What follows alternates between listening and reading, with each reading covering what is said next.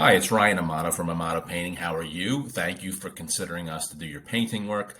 I wanted to discuss today what you should be looking for when you're getting painting estimates. Now, it seems to be somebody created along the way that you must get three estimates from no matter what you do.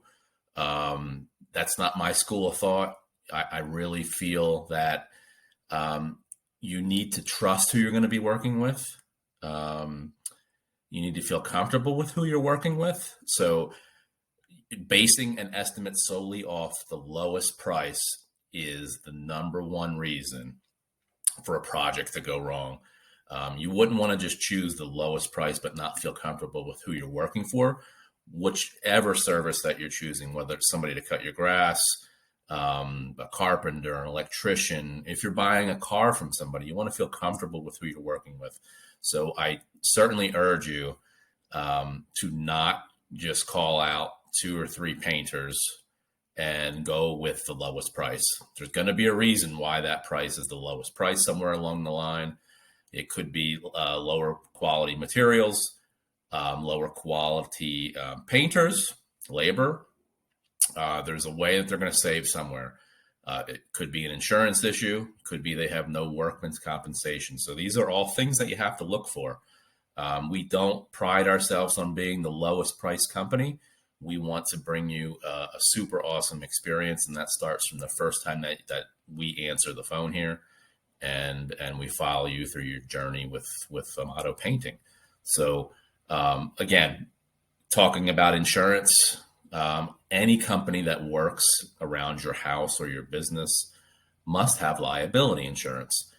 Trust me, something could potentially happen, accidents happen, and you want to make sure that your home and your business is covered. If you hire a company, somebody that you know is painting on the side, or a friend of a friend, or a painting company who may not have insurance, and trust me, there are a lot of them, you could potentially have an issue if something happens. Now, the chances of something happen are probably low, maybe not. But if they happen, you are liable for their injuries and for the damage of your own home or your business. Speaking on that as well, if they bring employees in with them to paint with them, they must have workman's compensation. True story, I was in a paint store talking with a pretty large painting company, and we were talking about workman's compensation, and he turned to me and said, "What's workman's compensation?" So that's scary, guys. I work in our industry a lot. Painters and painting companies are going to do whatever they can do to keep the costs down. Unfortunately, one of them is to work without insurance, certainly work without workman's compensation. Both of those we have. Super important for no matter what you do, whoever you hire around your house. It's tough to compare the three estimates that you're going to get, or two estimates that you're going to get.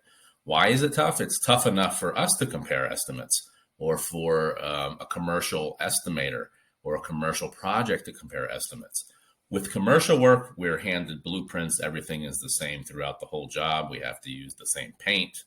The surfaces are all the same. The square footage is the same. It's how you're doing the job. With residential painting, that's not the case. It's all different. Everybody has a different approach. Everybody's going to take on the job a different way. They have different costs of labor.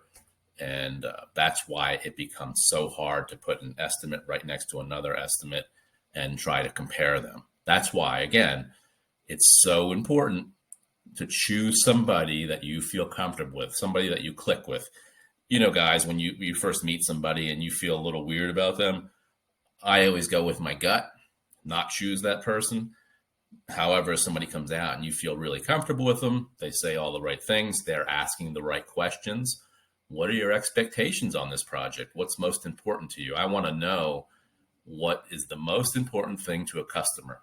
It may be price. It might be quality. It might be they had a really bad experience with another contractor. It might have been the project took way too long, or they started and left and came back and left again. Those are all things that you have to express to your estimator.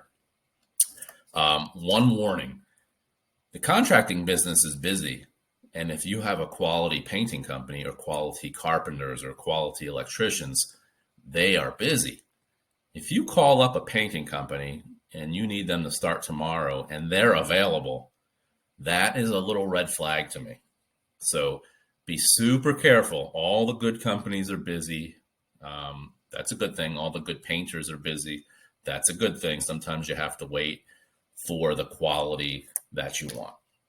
So again, if you call up somebody and they're raring to go, again, I would go down the line. Do they have insurance? Do they have workman's compensation? Why are you available? That could be somebody canceled on them. They just happen to have an opening ready. But I would definitely, certainly ask those questions. Be comfortable talking about budget. I'm certainly going to ask about your budget. Now, here's the reason I do it. It's not for me to know exactly what you want to pay, and then that's what I charge you. It's to eliminate miscommunication. So if you call me out for an interior painting job and then you believe that it's going to cost $200, when really an interior painting job may start at $600, these are just example numbers, we have an issue. It could be for larger jobs that we can work within a budget by eliminating, maybe painting the ceilings or using a different grade of paint, or, I mean, you name it, we can probably think of a way to get within your budget. So it's super important to discuss budget. And again, it goes back to trusting the company that you hire. If you're not comfortable talking about budget with somebody coming out who potentially is going to work in your home for you or in your business, I would keep looking for another contractor or considering maybe doing the work yourself. Think about when you first called the contractor. Did somebody answer the phone? Maybe not. Maybe not everybody has somebody answering the phone. We do. Did they call you back as soon as possible? Did it take 2, 3, 4 days, a week for them to call you back, or did they call you back at all? Imagine you're calling contractors trying to give them money and they're not answering the phone for you or calling you back in a certain amount of time. Just think about when the job starts. How's that going to go? So, I mean, these are all things, guys, we have to think about when you're hiring somebody. And these are all important things to me when we're fulfilling a job. We've went over insurance. We've went over feeling comfortable with your estimator. We've went over workman's compensation, super important. We've talked about budget. The other thing is to make sure that you're home for your estimate. Whoever, if it's yourself alone or it's your partner or your friend or whatever it is, whoever's going to be the person when the job starts, who's going to be critical, making decisions, helping with scheduling the project, needs to be at the estimate, because invariably what is missed in expectations could be eliminated if they're spoken about at the estimate. So these are the main things on an estimate. I just wanted to give you some tips before we come out and give you an estimate. And for all the other companies that are going to come out and give you an estimate, if that's what you're choosing to do. These are all things to look at. All right. Have a great day.